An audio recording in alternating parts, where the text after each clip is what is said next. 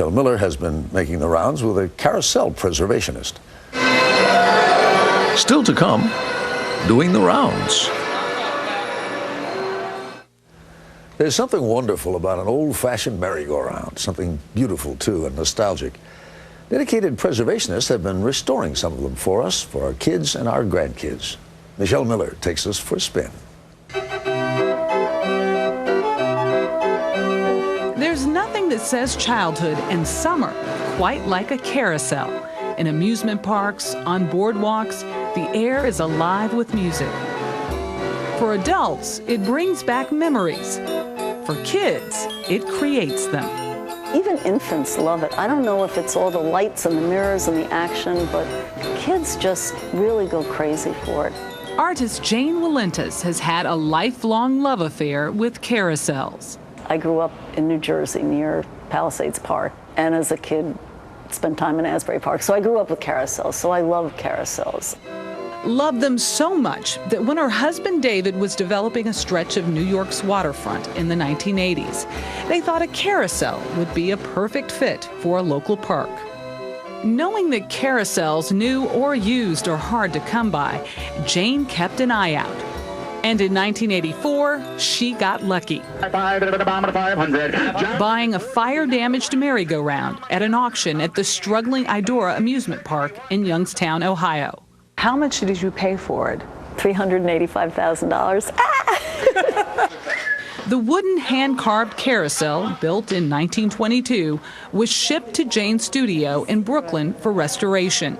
It was my dream when I first started working on it to save the old original paint. And as I got into it, the old original paint in most cases was very fragile and I couldn't save it. That was a big disappointment to me. But the chariots, you could. Because the chariots are not ridden and not as beat up, they didn't need as much repair, or any repair really. I was able to save the old paint.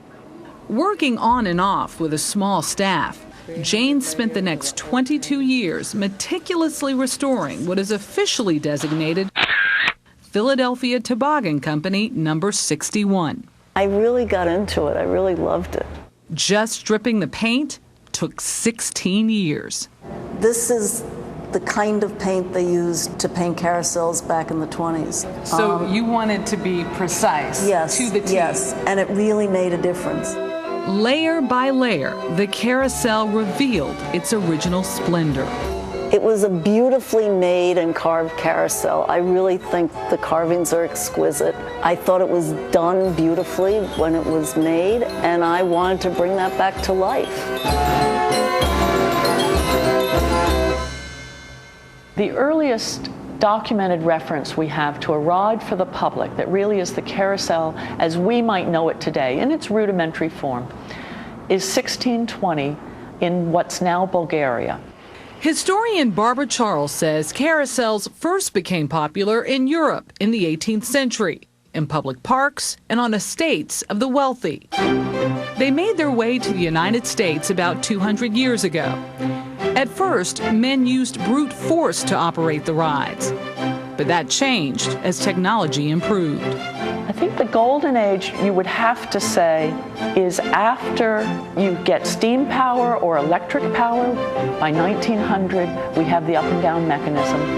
And the true heyday, in my mind, is 1900 to World War I. Then there's a bit of a revival in the 20s. And then with the Depression, that's the end. At the peak of their popularity, there were about 1,500 carousels in this country.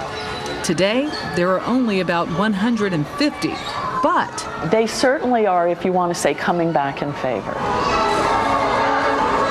The world-famous Central Park Carousel is celebrating its 100th anniversary in New York.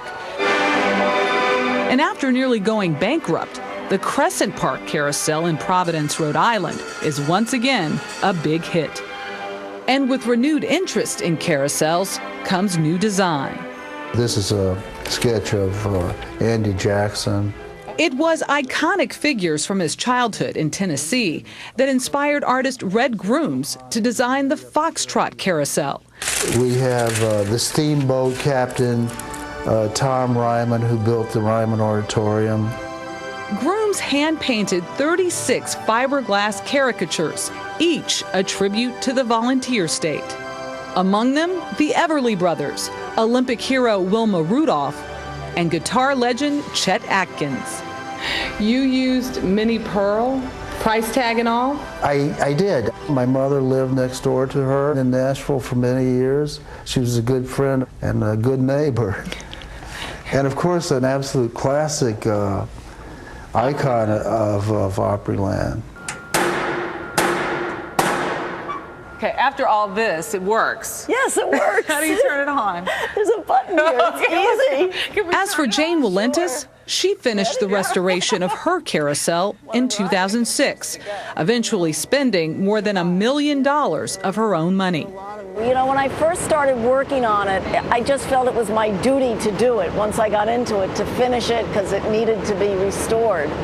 It's so much more beautiful as a finished carousel than I really ever imagined. Jane has always intended to donate her carousel to the city, hoping it will go in a Brooklyn waterfront park.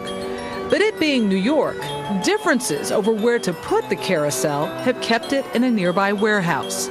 How many of you want to ride the carousel? Me! Which Jane occasionally opens for amazed onlookers and curious kids. Are you called the Carousel Lady? Yes, I am. I am. I'm the carousel lady. I have quite a little fan club going in this neighborhood. I bet you do.